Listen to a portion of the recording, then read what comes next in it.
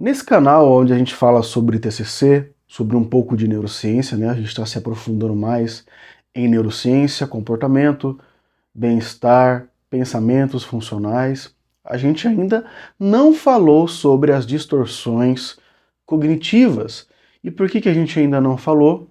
Porque são mais de 10 vídeos onde a gente vai comentar sobre cada espécie de distorção e o que acontece para a gente ter essas distorções cognitivas que fazem então que a gente alimente uma crença disfuncional que porventura aí vai alimentar todo um modelo, todo um padrão disfuncional de comportamento na vida de um indivíduo. Então é muito interessante a gente falar que todos nós temos comportamentos disfuncionais, sentimentos disfuncionais, muitas vezes a gente não entende por que a gente tem isso, né? E isso vai dando muito mais comportamentos negativos que nos mantém em uma crença central, disfuncional e limitante. Só que o mais interessante da gente pensar disso é que existem outros tipos nesse mesmo sentido de disfuncional que nós chamamos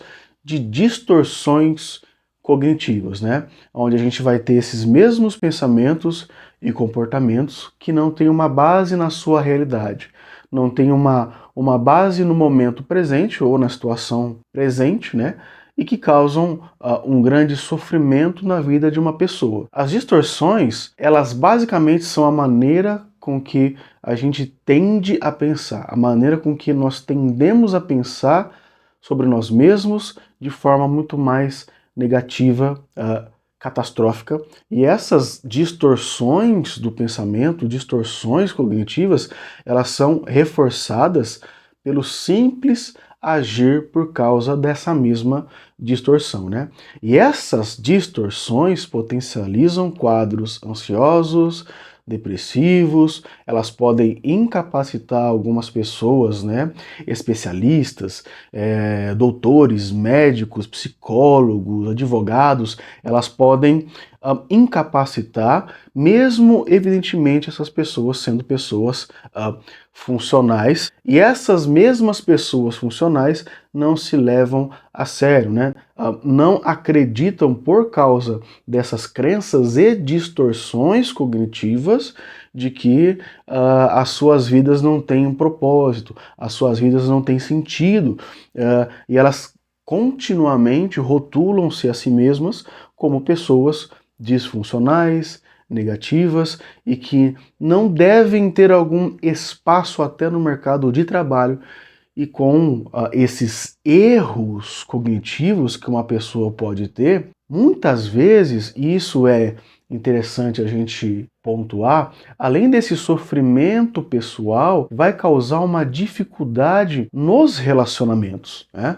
Porque quanto mais essa pessoa ela acredita por causa de não olhar para as evidências, de não olhar para a realidade de que ela é muito ruim, de que ela é disfuncional, ela se mantém em um ciclo de manutenção dessa mesma distorção, em um ciclo de manutenção da dor, aí pelo simples fato dela não questionar se realmente aquilo parte da realidade ou parte de um pensamento fantasioso dela. Quando a gente trabalha então em TCC, esse padrão de pensamento, o padrão distorcido, quase que instantaneamente o paciente ele já muda esse jeito de pensar, o jeito de agir, não é? Porque ele consegue buscar novas evidências de que se realmente aquilo que ele está passando, né, por aquilo que ele está passando, se é uma realidade ou se é uma distorção. E quando ele busca entender se aquilo é realmente válido, né? Uma vez que na grande maioria das vezes não é válido, isso tira um pouco dessa força momentânea da distorção. E o mais legal quando a gente pensa nisso é que não é necessariamente o acontecimento que traz algo ruim para essa pessoa, né? Não é necessariamente o acontecimento que faz com que essa pessoa tenha aspectos ansiosos, depressivos, mas é a interpretação dessa situação atual. Tá?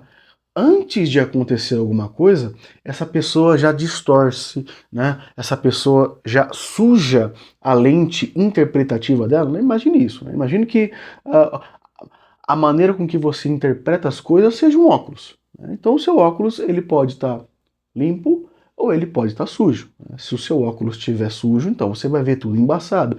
Se o seu óculos estiver limpo, você vai ver tudo de forma funcional. Por causa disso que nós temos as respostas emocionais quando algo é mais disfuncional ou não, e a gente fica triste, a gente fica alegre, ou distorce ainda mais, mesmo a situação sendo funcional nesse aspecto. Então, por causa disso, tenta sempre analisar se aquele pensamento ele é verdadeiro ou não.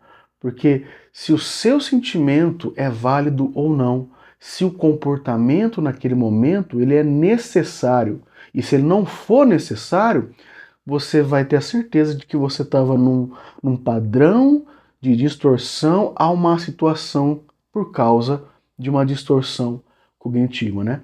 A sua cognição e o seu pensamento, então, nesse aspecto, estavam distorcidos. Quando você faz essa análise, tenta ser o mais racional possível, o mais crítico possível, contrapõe aquele pensamento negativo, contrapõe até o sentimento negativo, olhando sempre a realidade e fazendo dela a base para qualquer tipo de coisa que você for fazer, né? O comportamento realista nesse sentido, com base nas realidades à sua volta, na realidade, melhor dizendo, à sua volta e com base na evidência, faz com que você altere até processos químicos que ocorrem lá na sua cachuleta, né? Isso vai ajudar a você não tirar conclusões precipitadas de situações. Pelo contrário, você vai tirar as distorções da sua vida, né?